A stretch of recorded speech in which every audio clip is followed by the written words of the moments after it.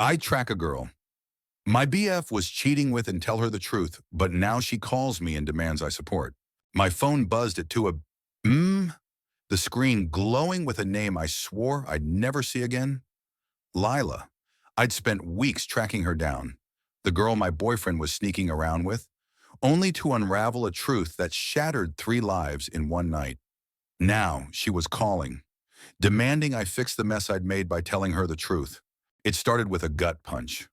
I was scrolling through Jake's phone, not my proudest moment when I found the text. Sweet nothings, late night plans, and a heart emoji that wasn't meant for me.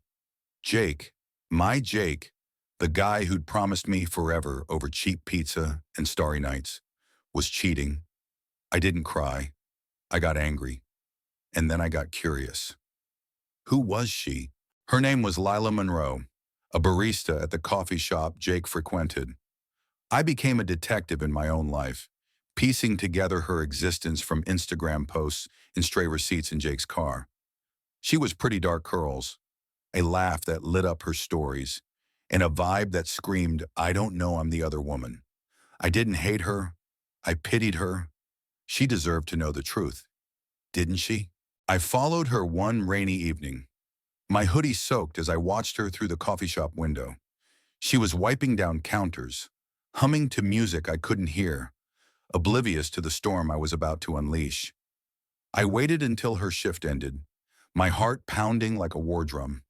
When she stepped outside, I approached her, my voice steady despite the chaos inside. Lila, I'm Emma, Jake's girlfriend. He's been lying to both of us. Her face crumpled, a mix of shock and denial. No, you've got it wrong. Jake's single. He told me. Her voice broke, and I saw the moment her world tilted. I handed her my phone, showing the texts, the photos, the proof. She scrolled in silence, tears mixing with the rain on her cheeks.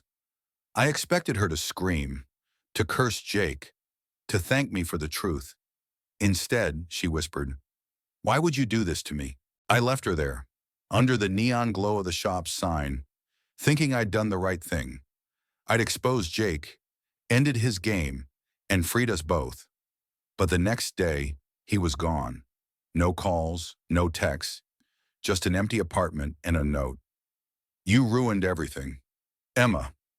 I thought that was the end of it. I was wrong. Lila started calling. At first, it was just voicemails angry, tearful rants about how I destroyed her life. You didn't have to tell me I was happy, she screamed in one. Then the calls turned desperate. He left me with nothing. Emma, you owe me. You broke this. You fix it. I ignored her at first, but the calls didn't stop.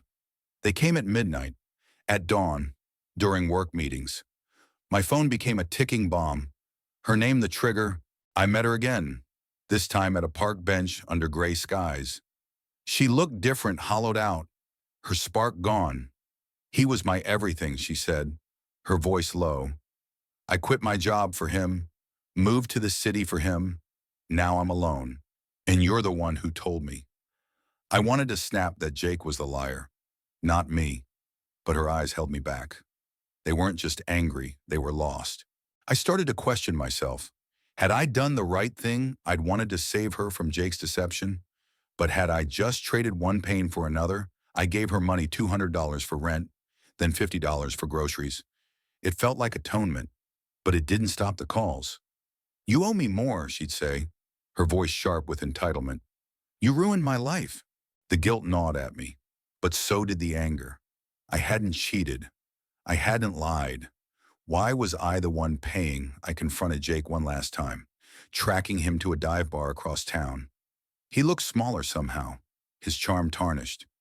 You told her, Emma, he said, nursing a beer. You wanted to play hero, and now you're both miserable.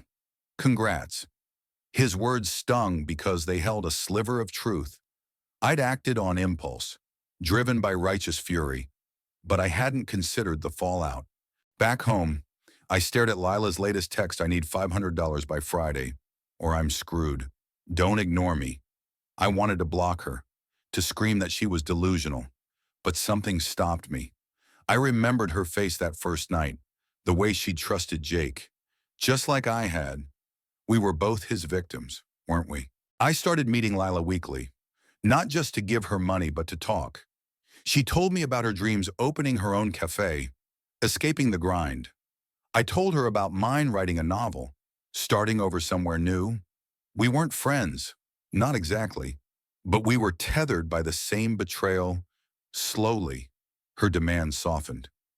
"I'm sorry," she said one day, her voice barely audible. "I just didn't know how to handle it." I realized then that the truth wasn't a clean cut.